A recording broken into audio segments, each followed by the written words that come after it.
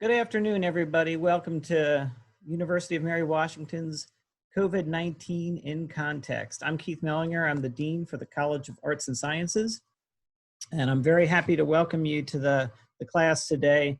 And you're not alone. There's a lot of people joining us today. We have 240 of our incoming students joining us for this course. We have an additional 600 of our continuing students here today. And on top of that, there's 450 UMW alumni who've registered for the course and are joining us, 130 faculty and staff that work here at the university. And I'm very excited to welcome over 500 community members also to the course today. So thank you all very much for being here. This is really an exciting adventure for us. It's by far the largest class we've ever taught at the University of Mary Washington, that's for sure. So just a couple of technical things I want to say first. There are two boxes at the bottom of your screen that will be of use to you during the session today. One is a chat box. And the chat box is really to communicate with me and my colleague Anand Rao, who you're going to meet in half an hour. That's a place where you can enter technical issues. If you can't hear or you're having some trouble with Zoom, you're welcome to enter those in the chat box. That's like sending me a private message to ask me for help for something. But the other box is the Q&A box. And the Q&A box is for you to pose questions for the panelists and the speakers today. So when you open up the Q&A box, you'll also notice the familiar thumbs up symbol. If you see questions in there that you think are particularly good and you want those to be asked of the panelists, please give it an upvote. And the questions that get the most upvotes will rise up to the top, and those will be the questions that we respond to first. So without any further ado, I'd like to turn it over to our speakers for today. We have three faculty from the Department of Biological Sciences joining us. First is Dr. Lynn Lewis. Lynn is the chair of the Department of Biological Sciences. And joining her are Dr. Jenny Morris and Dr. Parrish Waters to talk to us a little bit about the biology of this virus. I'll turn it over to Dr. Lewis. Okay, thank you, Dr. Mellinger. I would like to extend my personal thanks for your participation today. We're going to be summarizing the latest research on COVID-19 today, as soon as I get my mouse to go where I need it to be. Yep, there we go. Okay, so I'm going to be presenting the biology of the virus itself, then Dr. Waters is going to tell you about the disease, and finally Dr. Morris is going to talk about virus evolution. We try not to get too technical, but we'll be happy to answer any questions at the end. Better yet, we hope this presentation might encourage some of you to take biology classes at UMW. Just to be clear, COVID-19 is the name of the disease, while SARS CoV2 is the name of the virus. And this slide shows where the names came from. They're abbreviations.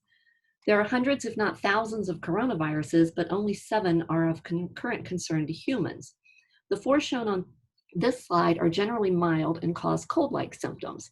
2 of the viruses originated in bats and the other 2 originated in rats before being transmitted to some other animal and then eventually to humans. Now, all of these, like I said, are mild, but one thing that's interesting is apparently we don't develop much immunity to them, so consequently you can catch them over and over again. The 3 viruses that are shown in red boxes on this slide are generally worse than the other 3. These all originated in bats before being transmitted to other animals and then eventually to humans.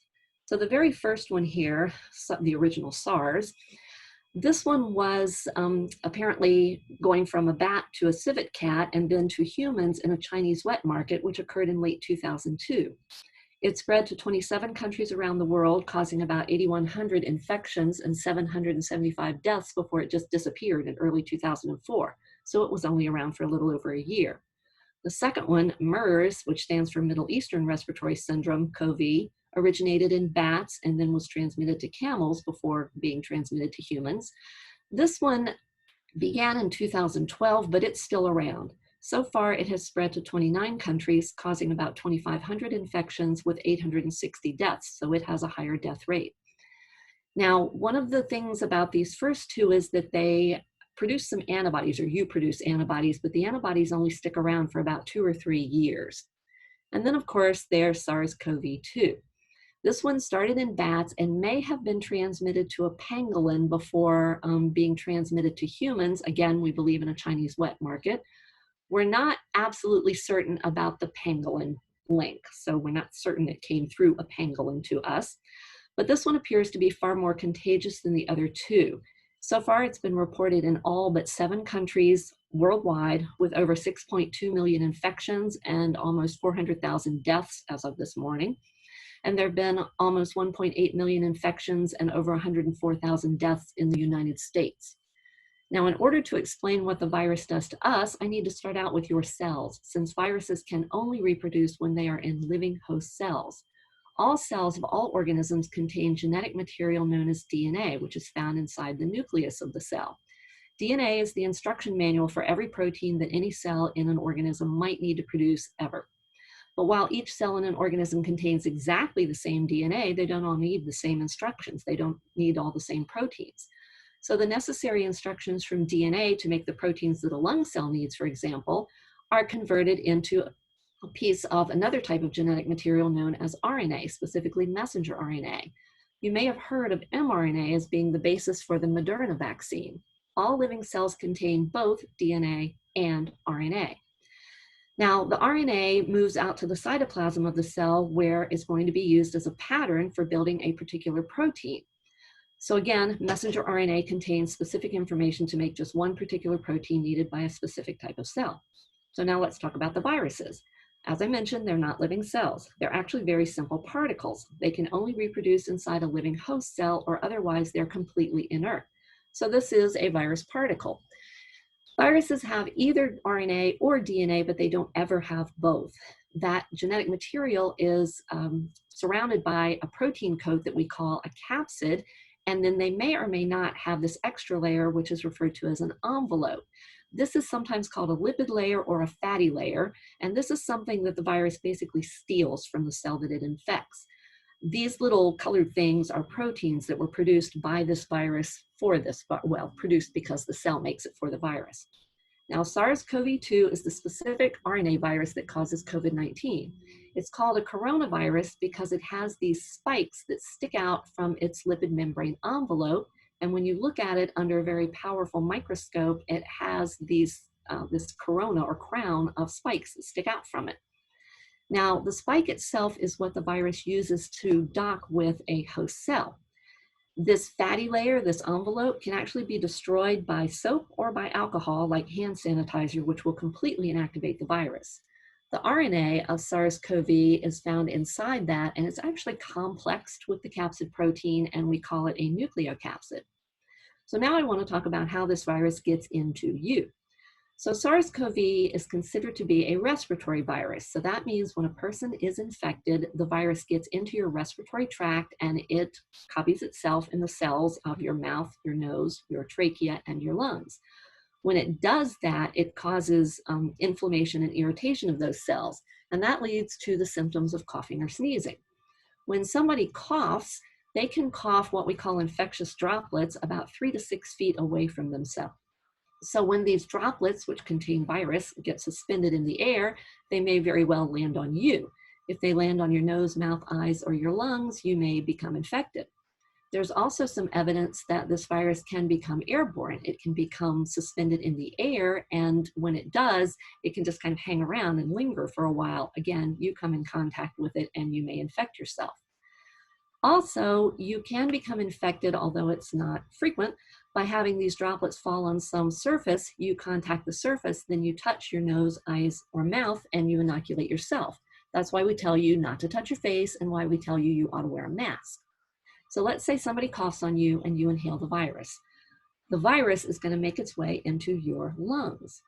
When it gets to your lungs, it's looking for a particular protein on the outside of your lung cells called ACE2, because that's what the spike or the S protein recognizes.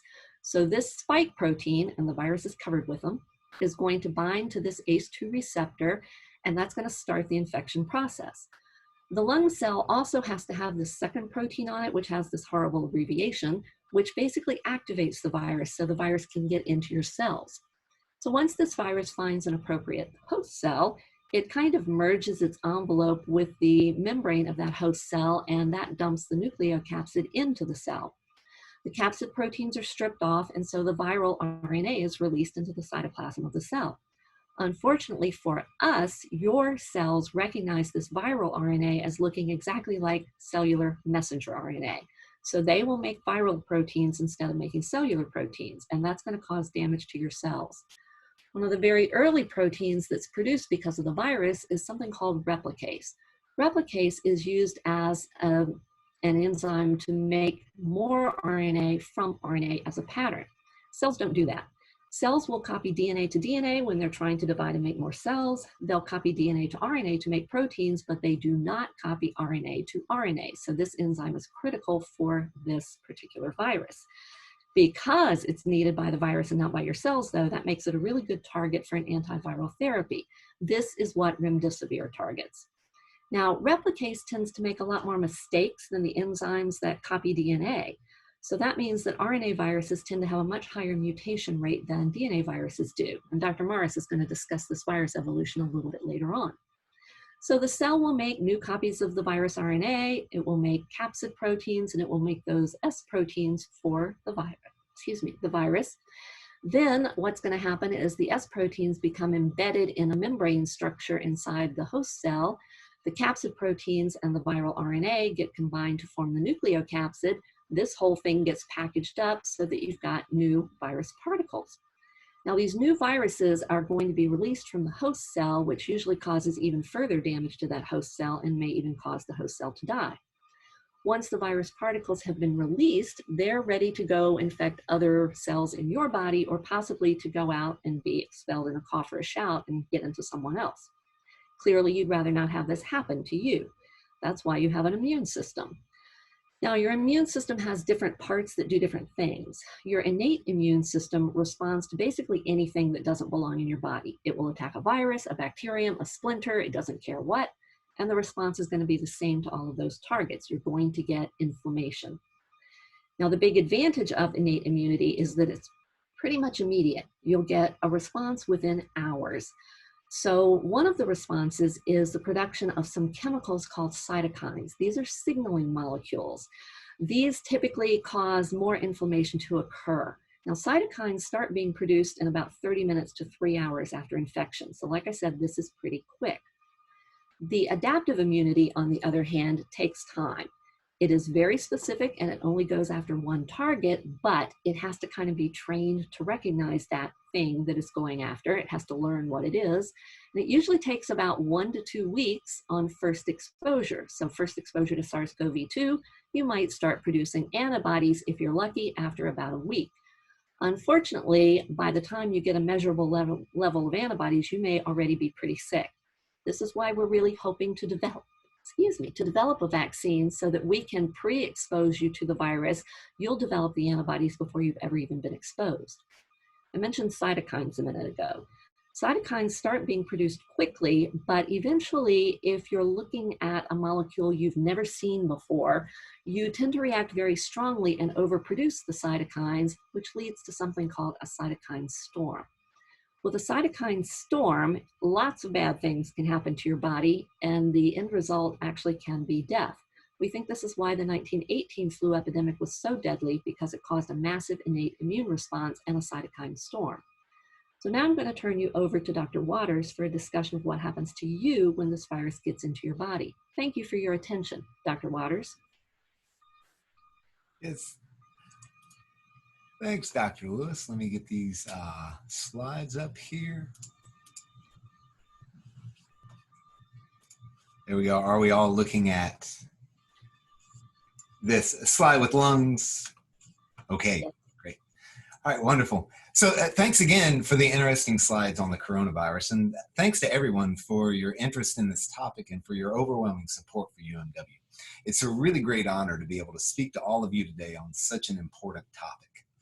Now, I'm going to switch gears a bit and talk specifically about the effect that this virus can have on the human body. The coronavirus that Dr. Lewis spoke about can cause the disease COVID-19, which can result in severe lung disease. And you can see here a pair of healthy lungs that look nice and transparent. compared to a pair from a patient suffering from a critical case of COVID-19. Now, these white marks that you can see here are indicative of massive levels of inflammation caused by coronavirus infection. Now, it's important to note that not everyone who becomes infected with SARS CoV2 develops the disease COVID-19. In fact, as many as 80% by some estimates develop no symptoms at all. This is in part good news for those individuals. However, this characteristic of SARS CoV2 can perpetuate and accelerate the spread of this virus in a population. Considering the symptomatic cases of SARS CoV2 infections, over 80% are classified as mild and include symptoms like fever, aches and pains, and a persistent cough. Importantly, pneumonia, which is inflammation of the lungs, is not observed in these cases. More severe cases do exhibit pneumonia, which can lead to decreased levels of oxygen in the blood, called hypoxia. These patients may require hospital care, including oxygen therapy or anti-inflammatory drugs. Now, a small percentage of cases will progress to a condition, to a critical condition, and these cases can result in multi-system organ failure and potentially death. Importantly, these patients typically possess one or more pre-existing conditions, such as cardiovascular disease or metabolic disorders. Now, all of these symptoms involve the respiratory system, and SARS-CoV-2 virus primarily spreads through respiratory droplets being inhaled. Therefore, we should begin our discussion of COVID-19 by exploring the anatomy and physiology of the respiratory system. So the basic purpose of our respiratory system is to allow us to take in oxygen, which we need to turn our food into energy and to let off carbon dioxide, which is the breakdown product of the sugars and fats that we consume. Here we have our stand-in model, Steve, and he's going to take a deep breath of oxygen-rich air. It enters his nose and mouth and travels through a series of tubes, including tubes called the trachea and bronchioles, to get to his lungs. If we look at Steve's respiratory tract in a bit higher definition, we can see that it's lined with a nice moist layer of tissue called epithelium.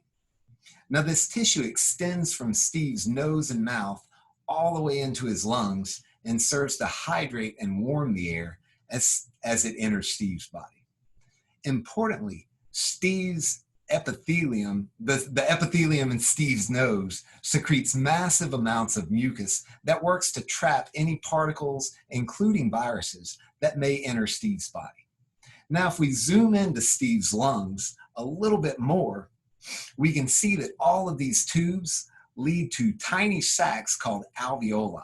Now, this is where the gas exchange actually happens, and the alveolar sacs are lined with a dense mesh of tiny blood vessels, shown here in the blue, purple, and red lines, called capillaries. And these capillaries pick up oxygen and then deliver it through the cardiovascular system to the rest of his body.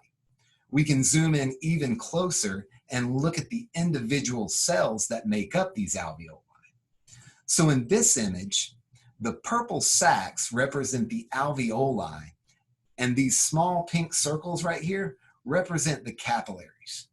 The purple cells right here are type 1 cells, or also called type 1 pneumocytes, and these cells help to move oxygen from the air in the alveoli into the blood in the capillaries. Another important cell are known as type 2 pneumocytes, and they're shown in yellow. These cells are not directly involved in gas exchange, but instead secrete a lubricant into the alveoli that allows them to expand fully when you inhale. So in this way, the type 2 cells allow us to take deep, full breaths to fill our lungs with large amounts of oxygen-rich air when we inhale. So now that we've learned a bit about the respiratory system, let's check back in on Steve, who's now having a conversation with his friend Jim about their weekend plans. But unfortunately, Jim is infected with the coronavirus. So when Steve inhales, he takes in some of these virus particles. And in most people, These particles will get trapped by the mucus in Steve's nose and mouth, and they'll stay there. However, in some cases, these virus particles can end up in the lower parts of the respiratory tract, including his lungs. So if you remember from Dr. Lewis's slides, the SARS CoV2 virus enters the cell using the ACE2 receptor. The reason that this virus can infect the respiratory system is that the epithelium that lines the respiratory tract possesses high levels of ACE2 receptors. This includes the tissue in the nose and trachea, all the way down to those type 1 and 2 pneumocytes in the alveoli. And some of the cells that express the highest levels of ACE2 receptors include those type 2 pneumocytes in the alveoli. Now, if we switch views here a little bit and observe these alveolar sacs from a bit of a different angle, we can see the basic organization of these cells. And if the virus enters the lungs, it can attach to the type 2 cells and turn these cells into virus-producing factories. This results in the death of the type 2 cells and thus a loss of the lubricant that these cells produce. Without this lubricant to increase the flexibility of the alveoli, they collapse, making the lungs incapable of filling with air.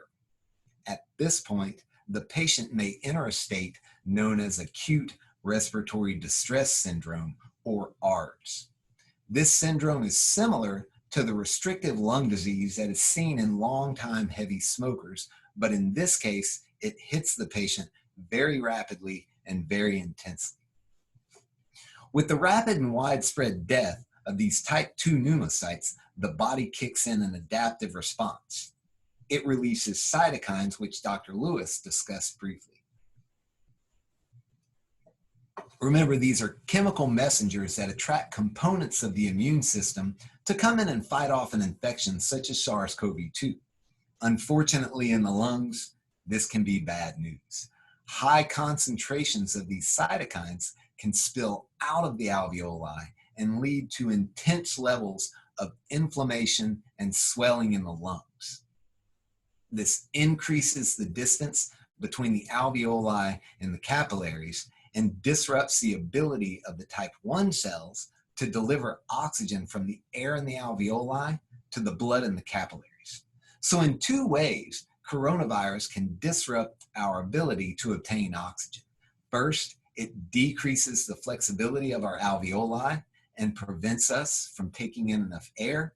And also, it decreases the amount of oxygen that we're able to absorb from the air that we're actually able to get into our lungs. Now, in the vast majority of cases of COVID-19, even those that become critical, this makes up the extent of the symptoms that present in a patient, and it's actually on the more severe side. In most cases, the epithelial tissue in the nose and mouth catch the virus and don't allow it to infect the lower respiratory tract, including the lungs. However, in some critical cases, clinicians have observed symptoms outside of the respiratory system. So we have our respiratory symptoms here, which include cough, pneumonia, hypoxia, and ARDS, but these can extend in the most critical cases to almost any organ system in the body. In the cardiovascular system, COVID-19 can result in clotting disorders, stroke, and can even instigate a heart attack. In regards to the digestive system, some patients experience nausea and diarrhea, which can at times get very severe. And in a very limited number of cases, kidney and liver failure have even been observed. Now, we don't yet know if these symptoms outside of the respiratory tract are a direct result of coronavirus infection, or if they're a secondary symptom of inflammation that is associated with the cytokine storm. There is, however, evidence for both hypotheses. All of these organ systems, the heart, the stomach, the blood vessels, the kidneys and intestines, they're lined with epithelium, and just like the epithelium found in the respiratory tract, these tissues express high levels of ACE2 receptor, making them susceptible to coronavirus infection. However, the time course of these symptoms, which typically appear many days to weeks after infection, suggests that they result from the body's reaction to the virus instead of the virus itself. Now, we're quite early in our investigation of this disease, and scientists and clinicians are working hard to figure out this key aspect of COVID-19. And on this note, in just the past 4 months, multiple therapies have been identified to treat the symptoms of COVID-19. If we take a look again at this diagram from Dr. Lewis's slides, it shows the mechanisms of SARS CoV2 invasion and replication. Some therapies, such as remdesivir, which Dr. Lewis mentioned, attack proprietary enzymes that the virus uses to hijack cell physiology. Others, such as antibodies, nanobodies, or some chemically derived therapies, block the ACE2 protein, and thus the virus's entry into the cell. Finally, some therapies attempt to disrupt the cytokine storm that is associated with the most critical cases of COVID-19. So by attacking this disease on so many fronts, we are most likely to develop therapies that can bridge the gap between the emergence of this pandemic and the development of a vaccine.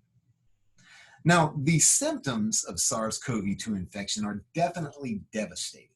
All the while, it is critical to remember that the vast majority of cases of COVID-19 are asymptomatic or mild, and that the symptoms that I have just described are only associated with more severe and even critical cases of this virus. So I'll close there and hand it over to Dr. Morris, who's going to discuss some of the evolutionary and molecular processes that are associated with the SARS CoV2 virus. Okay, thank you all for coming out, for joining us today. And thank you to Dr. Lewis and Dr. Waters for guiding us through the biology of SARS CoV2 and its effects on the body. We're going to switch gears again and talk about the RNA genome of SARS CoV2. Using whole genome sequencing, we can generate a map of the relationships between the genomes of SARS CoV2 and other coronaviruses, sort of like a family tree, by comparing the similarities and differences between those sequences. The full map would look something like this. But since this map is a little bit dense, I'm going to walk you through it using only a smaller subsection of the map. Each of these branches represents an individual virus genome isolated from an animal host.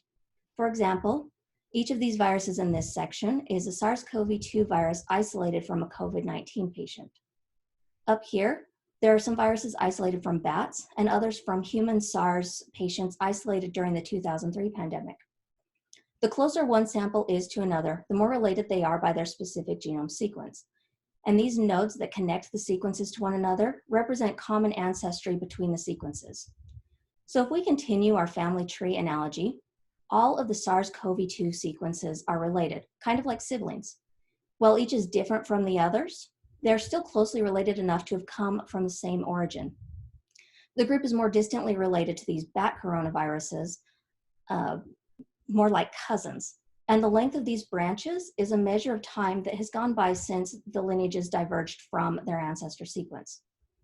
So these relationships can be used to better understand the virus in terms of where it came from and how much of it changes over time. And it's revealed that the most closely related known coronavirus to the SARS-CoV-2 is a coronavirus found in horseshoe bats. The genome of this coronavirus has 96% of its RNA bases in common with the SARS-CoV-2 viruses. And what this tells us is that although they're similar, there are too many differences between the two for the bat coronavirus to be the immediate ancestor of SARS-CoV-2, suggesting that they might share a common ancestor. Now, often, in order to gain further insights into viral evolution, careful analysis of the sequence of amino acids, or the basic building blocks that make up viral proteins, are performed. When you look at protein sequences from multiple viruses, what you see looks something like this.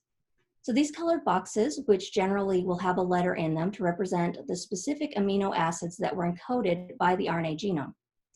If you see the same color in different strains of viruses, it means that the amino acids are the same at that position, with positions noted by the numbers above the sequence. Now, as previously mentioned by Dr. Lewis and Dr. Waters, the spike protein of SARS CoV2 binds to ACE2 on the host cells, determining the virus's ability to infect cells and also determining its host. So alignment of the protein sequence from the receptor binding domain, this region right here, which is the critical contact region between the spike protein and ACE2, between SARS CoV2 and other known SARS-related viruses, including bat, pangolin, and SARS-1, looks like this. So specifically, I'm going to draw your attention to the 6 amino acids that each have a box around them. These amino acids of the spike protein are responsible for making contact with ACE2 on the host cell. So if you compare the sequence from SARS CoV2 on the top line to the bat, pangolin, and SARS coronaviruses in the next couple lines, what you can see is that the bat and the SARS coronaviruses are identical at only one position in these sites. But the binding region for the pangolin coronavirus is identical at all 6 of these critical contact sites. And interestingly enough, the pangolins from which the coronaviruses were isolated also experienced severe respiratory disease, as is seen in COVID-19 patients. Now, it's unlikely that the pangolin CoV is the immediate ancestor to SARS CoV2, but the similarity in the receptor binding sites in pangolin, but not the bat CoV, indicates that there may have been a recombination event or sort of swapping of sequences between coronaviruses that are ancestral to both bat and pangolin coronaviruses. But currently, the immediate ancestor is not known, and recombination has not yet been confirmed in the lab. But since bats can harbor multiple coronaviruses at any given time, it's likely that any reshuffling of genomes that may have occurred likely happened in a bat host, and that the ancestral coronavirus to the bat CoV, pangolin CoV, and SARS CoV2 had its origin in bats. As Dr. Lewis mentioned earlier, cleavage of the spike protein is necessary to activate and allow fusion of the virus with the host cell. This cleavage occurs between the S1 and S2 subunits of the spike protein. So a close examination of the protein sequence in this region identified another interesting feature in the SARS-CoV-2 genome. That is a small insertion of amino acids in the cleavage site. The presence of this sequence of amino acids may actually enhance entry of the virus into cells. So similar sequences, although not present in other known SARS-like coronaviruses, are very common in other lineages of coronaviruses, and such modifications like this have been shown to be a marker from low to high pathogenicity, or the increased ability to infect cells in those coronaviruses where they're found, suggesting that this particular feature might be partially responsible for the severity of the disease resulting from the virus, although this has not yet been confirmed in the lab. So beyond trying to understand the origin of SARS-CoV, thousands of genome sequences of different isolates of SARS-CoV from patients across the globe have been used to track the global transmission routes over the course of the pandemic from the beginning, through the explosion of COVID-19 cases, and as the number of cases has then tapered off following implementation of quarantine and physical distancing measures. These genome sequences can also be compared to understand how the genomes are changing over time. So as I showed you in the beginning of this talk, we use trees like this to show the relationships between the virus genomes. The diversity of genomes are represented by the number of branches on the tree. So as mutations accumulate in the genomes, more branches are made. These colored dots indicate the different countries from which each sample was taken. So here we can see that early in the pandemic, there's not much diversity in the sequence genomes indicated by the relatively small number of branches on the tree. We can also see that very early on, the virus was confined mostly to China, shown by these purple dots, and then spread into other regions, as you can see by the appearance of different colored dots on the tree. As the pandemic continued, genetic data becomes even more useful to track mutations in the virus, which lead to increased diversity, showing up in these increased number of branches in the tree as they've expanded to what they were at the peak of the pandemic before mitigation measures were put in place. So to date, the genomic sequences have only acquired a moderate number of mutations in spite of what this tree actually looks like to most people. And this is consistent with a recent emergence. So what you can see here is that if you look at any one color, such as maybe the red dots, which represent cases from the US, there are some representatives from each country on nearly every branch of the tree, suggesting that the diversity of viruses seen in each country mirrors the diversity that's observed globally. And this suggests that the different versions of the virus that are circulating in each country are likely the result of multiple introductions into each of those countries, with the exception of China, where the virus emerged. So at this time, due to limited sampling, there's not enough evidence to suggest whether these mutations that are observed in the different isolates of the virus are adapting to humans as a host. Most of the available data suggests that the majority of the differences in these sequences are likely to be neutral, meaning that they neither help nor hurt the virus as it spreads from person to person. But what's important to remember is that this research is still in its early stages, making it even more important to continue tracking the evolution of the virus mutations over time. And finally, in addition to understanding how the virus is evolving and being transmitted, a clear understanding of the genomic structure and changes to that structure can provide valuable information for vaccine development. For a vaccine to work, pieces of the virus need to be presented to the immune system that immune cells can identify as being foreign. And these particles need to elicit an immune response in the host, such as the production of antibodies or destruction of the infected cells. So for vaccines to be effective in the long run, it's important that the patterns presented come from regions of the genome that do not change drastically over time. So for viruses with high mutation rates, vaccines can lose their effectiveness if they're not developed properly. And careful analysis of the SARS CoV2 genome has shown that there are some regions that are more prone to mutations and others that are less prone. So designing vaccines that can target those less error-prone regions are more likely to retain their effectiveness over time. And while there's been some early progress in vaccine development, it is still in its very early stages, and much more work is needed to develop an effective vaccine. So just to recap, Dr. Lewis talked to you about how SARS CoV2 works inside host cells to cause an infection and induce an immune response. Dr. Waters provided information on the route of transmission in the body and organ systems that are affected in COVID-19 patients. And I talked about how the evolution of SARS CoV2 can be tracked by genomic sequencing as it moves from its origin and spreads in humans. So we hope this talk has piqued your interest in biology and that you might take some classes with us soon. We'd like to thank you all for your attention, and we will now begin our Q&A session.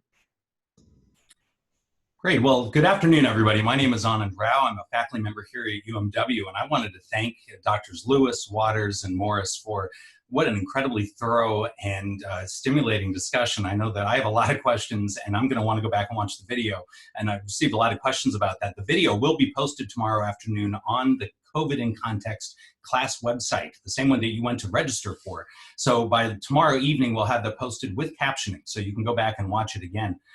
It's my pleasure now to serve as moderator for the discussion. We have over 100 questions. We won't get through all of them, but luckily some of them have been voted up to the top.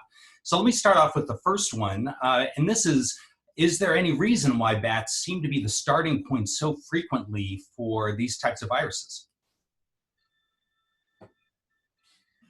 I don't know that there is a reason. There have been other viruses that we think come from bats, Ebola being one of them. So I don't know if it's just easier for more similarities between bats and other animals, and then other animals and humans that allow these viruses to get to us. I think that in addition to that, bats can host many of these viruses all at the same time and not exhibit symptoms of disease. And so it doesn't affect them terribly. So a lot of these viruses can invade the cells and be harbored inside bats, and they can continue transmitting them without having severe effects. So I think that might be a large reason why that might be the case. Bats are also highly social animals. So big, dense populations just like people. So nice little vector community there. So all three of those reasons, really. Excellent. That's good. That really helps. Thank you. The next question that we have at the top, what's the likelihood that SARS CoV2 might disappear the way previous SARS virus did? If I knew the answer to that, I would be buying lottery tickets. I really don't know. It's a possibility, Mm-hmm. but I mean, once it's has hit its maximal transmission, if it's infected enough people, it can't infect anymore theoretically, unless we don't develop a good enough immune response or a long-lasting immune response to the virus. It might die out, but that's all dependent on a lot of other factors beyond just the virus. And that's what's often referred to as herd immunity? Yes. Is that correct? Okay. Now, related to that, then, there's also a question of whether or not the summer high temperatures could kill or slow down the virus. Is there any indication that that'll work on coronavirus? I don't know about that one.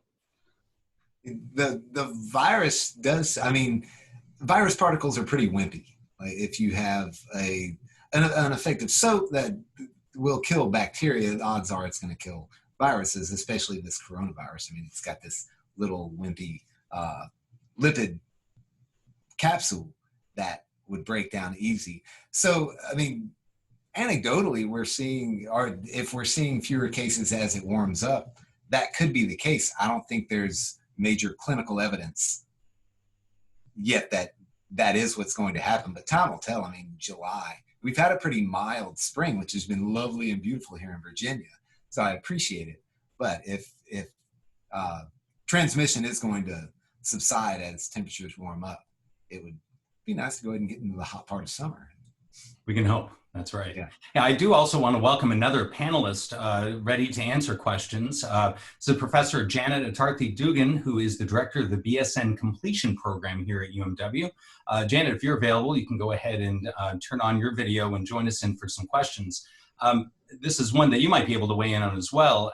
Do we have any vaccines for other coronaviruses? And would that shed any light on the possibility of being able to create one for COVID-19? I'm sorry, I can't turn on my video. It's not letting me. Oh, okay. We'll see if we can work on that for you, Janet. But if you'd like to go ahead and speak, you're welcome to. Oh, okay, great. Sorry. There we go. I'm sorry, could you repeat the question? Sure. Do we have a vaccine for any other coronaviruses? And would that suggest that maybe we will be successful with this vaccine for COVID-19? From what I know, we do not have one that's effective and sustained, probably because from what I understand, it keeps mutating and changing. So they're having difficulty with vaccine development.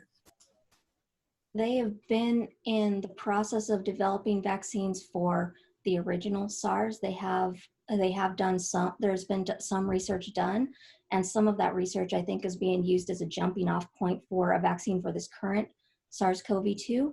But as far as the other coronaviruses, a lot of them I think are so mild that they haven't really done a lot of work in developing the vaccines. Also, funding for coronavirus research didn't really take off until the SARS epidemic happened.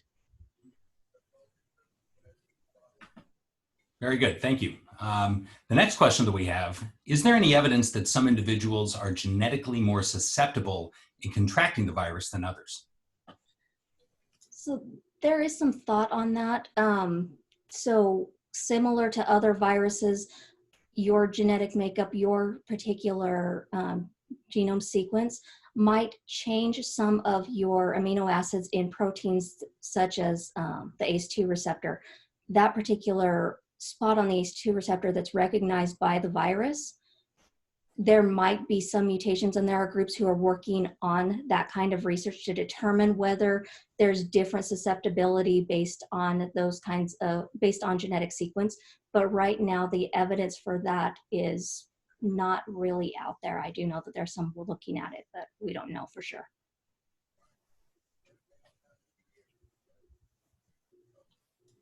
The next question has to do with prevention and a question about masks. How effective are masks at preventing the spread? Do they really block the droplets? And is it more important for the person wearing the mask that has it, or the person that doesn't have it wearing the mask trying to prevent from getting it?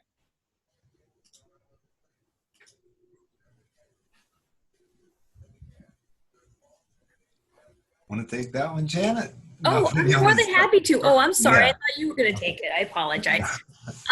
Well, I think when you look at, like, for example, in a healthcare facility, we're always talking about how we wear a mask to protect ourselves. We're also trying to protect our patient. And what we know is that it's not 100% effective. I mean, unless you are using, you know, the N95s that are really not accessible anymore. And even that's not 100% effective, but you reduce risk of transmission significantly if you're wearing a mask, and especially if the other person's wearing a mask as well. And that's why we encourage not just wearing a mask, hand washing is absolutely critical. That's great, thank you. The next question is asking about antibodies in previous coronaviruses, if they can last about 2 years. What would that tell us about how long a vaccine might last? Is there a difference in terms of how the lasting effect of a vaccine versus antibodies? And is there anything that we know about coronavirus and how that might compare to the current coronavirus, COVID-19, compared to others? So the length of how long the vaccine will last often depends on how rapidly the virus is mutating. So this virus, thankfully, is not mutating very rapidly. I mean, for an RNA virus, typically RNA viruses mutate very rapidly and it's hard to keep up with them, which is one of the reasons we have to have a new flu vaccine every year. But this one's mutating relatively slowly, but only time will tell how long it will actually last. Right now, the best guess is that the antibodies don't have that long of memory for the coronavirus. So it's unsure how long if we can do something to to make those vaccines longer lasting or the antibodies longer lasting, short of looking for regions that are mutating very slowly and trying to avoid those regions that are hotspots for mutation. Great, thank you. The next question we have has to deal with the way that scientific information is communicated to broader audiences. And it'd be great to hear from any of you on this.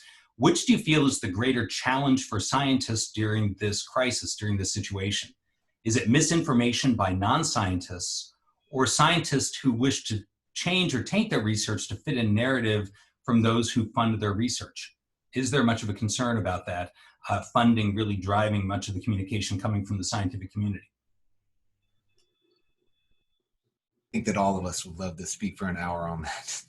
The science communication, I think, is one of the more critical aspects, because, and I would say there may be a degree of severity, but it is the misinformation, especially with something that has so many unknowns like coronavirus, can be overwhelming. And we're talking about not just articles in something. I'm not going to taint any media source, but something that you just basically see a little blip on Twitter, all the way up to articles that are in respected journalistic publications. New York Times, for example, can have articles that aren't maliciously wrong, but they're just wrong because we know so little. And the way that articles are coming out now, and it's wonderful that most things are open source now as far as articles published on COVID-19, even on the library PubMed, which is where most scientists and many physicians will get their articles to learn science, are coming out pre-reviewed. And it's really important to say, if you're just coming into the science paper world and you're reading pre-reviewed articles, pre-peer-reviewed articles, you need to understand the difference and the importance of the review policy. All scientific literature is based on an extensive review from your peers. I agree with the fact that we're putting these papers out as quickly as possible, but there is a lot of concern about it, and I've heard so many scientists voice concern because many people, including scientists, will take the articles pre-review as equivalent to post-review. And even though they're not maliciously just trying to say, oh, this drug works because they have a financial interest or the company or firm is funding their research, it also there could be methodological errors that they didn't catch, or that just somebody didn't catch that reviewers would, which is why that's such a critical step in science that we're foregoing for good reason right now, but it can really taint a lot of results. And I think the challenge we end up running into, at least from a healthcare standpoint, is when, for example, you are under the impression that you can just take a medication. then and it'll fix your it'll fix the virus, it'll cure you, then you're maybe less likely to use some of the preventive methods and those infection control methods that we know are effective, that will work, at least to a certain point. And I think expounding even further on that is, from a healthcare standpoint, we do have some drugs that are limited in supply, and they're used to treat very specific disorders, and they've been found effective to treat those disorders.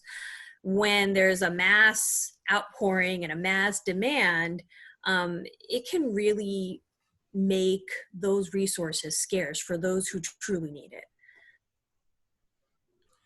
Really points to the importance of scientific literacy and an understanding about how this data is generated and understood by broader populations. Thanks for that. I think that's certainly a discussion we'll be having a lot more of in the coming weeks with this course. This is a good start for that. Moving on to the next question, a question about the damage that's done to the respiratory tract after somebody has contracted COVID-19. Is the damage done to the alveoli in the lungs permanent or reversible? What are the indications? I think you can go on a case-by-case basis with that. And because we're so early in the disease, individuals that do develop these critical cases that involve pneumonia and a cytokine storm and some scarring in the lungs, and scarring is a word that I use liberally there that I've heard clinicians use, there is, depending on the individual, depending on the age, the precondition, we're starting to see, because we're 4 months into this now, that quite a bit of recovery in many individuals. There are anecdotes and cases of individuals that do not exhibit full recovery yet. But we're only 4 months into this, and you have to think, this is a devastating disease to the lungs. It kills off those type 2 cells, and that loss of lubricant, that's what we see in premature babies that are born before 24 weeks. So you end up in a situation that really will not allow your lungs to expand. But this is epithelial tissue, and epithelial tissue is highly regenerative. Whether or not individuals can get back to 100% if they had a severe case with massive amounts of damage to the lungs, time will tell. And it can be a long road for people. So saying that they'll never recover, maybe it takes 5 years, 4 or 5 years. That's a long time in a significant chunk of somebody's life. And recovery is relevant too, I think. I mean, as Dr. Waters was saying, when a patient goes into acute respiratory distress or acute respiratory distress syndrome, that is a true hypoxia. I mean, this patient is almost impossible to ventilate. And then they oftentimes go into multi-organ failure. They might not ever get back to where they were, but the fact that they're able to even survive the disease and pull through such an acute lung infection and such an acute illness, that's a win. So I think that there's a lot that's being done as far as supportive measures in nursing and healthcare to try and support these patients. But truth is, surviving the disease is recovery to a certain extent. So I think that's an important element to keep in mind when we're looking at individual patients and individual cases. Yeah, I think that's an incredibly important point. Thank you, Professor. To frame it as, given the survival rates and the dangers, just the survival is important. You know, there's a related question that's near the top here as well, and it's regarding the type 2 cells and pneumocytes regenerating. Are they able to regenerate? And if they do not, is there still permanent lung damage? That might be something you've already kind of addressed, but there might be a little more there to speak to. Yes, they definitely do regenerate, these type 1 and type 2 cells in the lungs. Regenerate, and I don't know the exact speed or what it is relative. I would say it's slower than the cells in the nose. And if you think about it, cells that are highly exposed to the external environment, our skin, our entire skin is made of epithelial tissue as well. It regenerates at a massive speed. Most of the dust in the air is the result of skin cells that are flecked off into the air around us. I love telling my students that the dust we see from the projector overhead is all of us, and we're breathing in each other's skin cells all day. The ones in the lungs, they're very protective, so their regeneration is slower, but their ability may be pretty high. So to answer that question, yes, they do regenerate, probably at a slower speed than what we would like for recovery.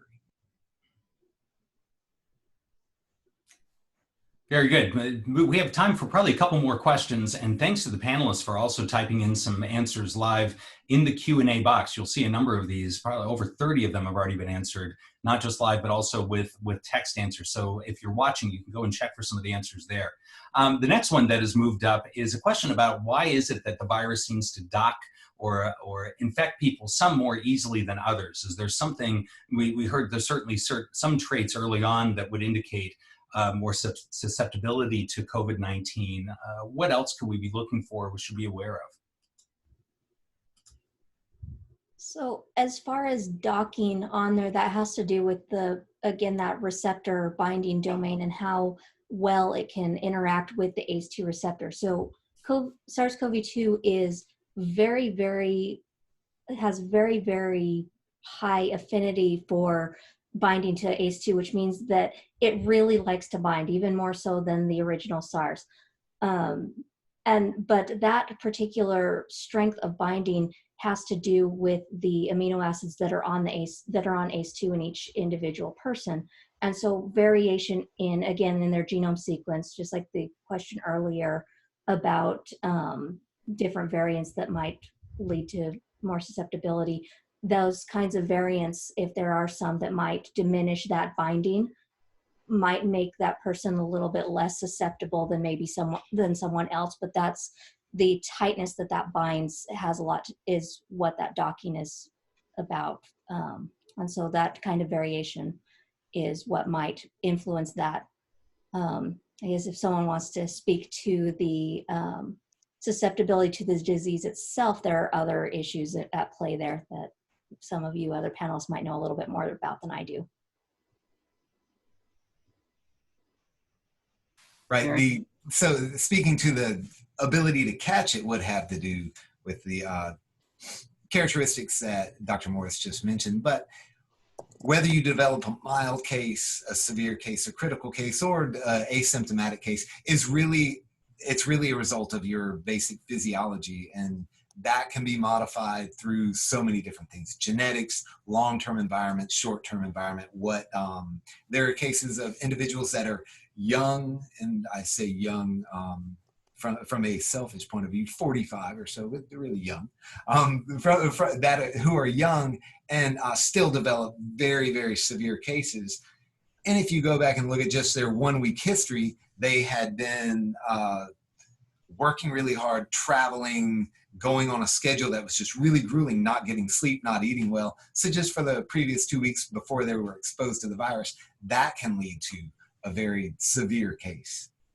So the factors are numerous and really all over the place in who can become critical. Excellent. I think we have time for one more, and there's one comment that I want to make. Number of people have asked about access to notes or slides that you might have. We'll ask the panelists if they have some materials that we can post on the website, and we'll be able to post those in the next day along with the recording of this session. So you'll be able to watch it again, and that will be captioned, and we'll send out an announcement once that's ready tomorrow evening. Let's move to the last question that we'll be able to get in before we hit 5 o'clock, and this is open for, of course, for any panelists. It's about the accuracy of COVID testing. Is it possible that someone would have gotten tested, it came back negative, but in fact it was a false negative? Are we aware of any false negatives or false positives with different versions of the test? What should we be aware of when we're going in for our own testing? Well, the tests there are a number of different tests first. One is looking for the virus genetic material, that's the PCR test. There's one that is being developed now called an antigen test, where they're looking for pieces of the virus, maybe the whole thing. And then there's the antibody test, where they're looking for evidence that you were infected, but you probably don't have the virus now. Tests have to be specific, meaning that they will test for the particular thing that you're looking for, and they have to be sensitive. So they have to be able to find small quantities of whatever that thing is. And right now we seem to have problems with both of those things with some of the tests that we've got out there. So yeah, you can test negative one day and positive the next because you caught it, or because your first test was wrong. I don't know. You may hear the term, which I admittedly had to look up, orthogonal testing. And I heard that on a couple of news stories. I'm like, what is orthogonal? That simply means repeated testing. So linear testing or testing in a line.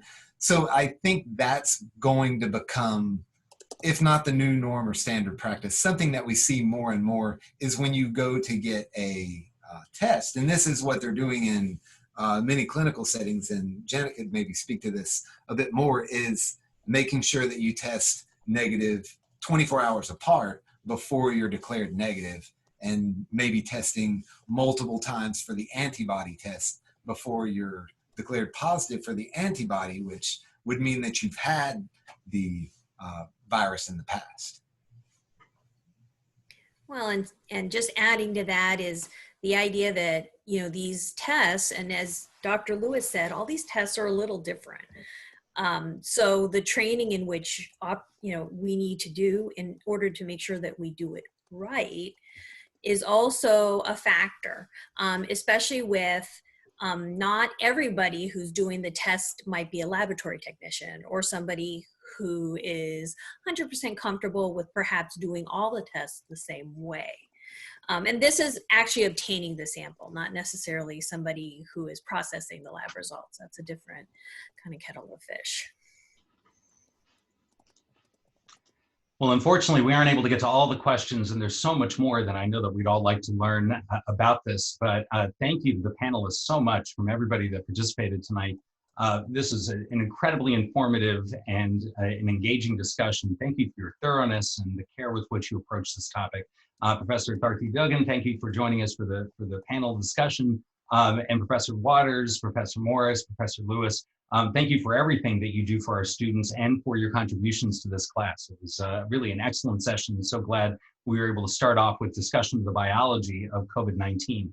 I have a couple of quick announcements for those of you that will be hopefully joining us on Wednesday. Wednesday, June 3rd at 4 o'clock, we will have Public Policy and the Pandemic, Lives versus Livelihoods, with Dr. Margaret Ray, who's Professor of Economics and Chair of the Department of Economics here at UMW, and her colleague, Dr. Brad Hansen, who's also a Professor of Economics. That'll be this Wednesday at 4 o'clock with the same webinar link that Dr. Mellinger sent to everybody.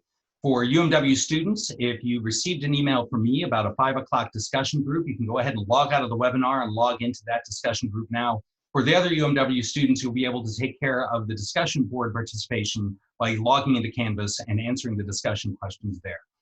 Thanks again to all the panels. Thanks to Dr. Mellinger for his work in establishing this course. And thanks to everybody that tuned in. We really appreciate it. We look forward to seeing you on Wednesday. Thanks, Anand. Thank you. Thank you.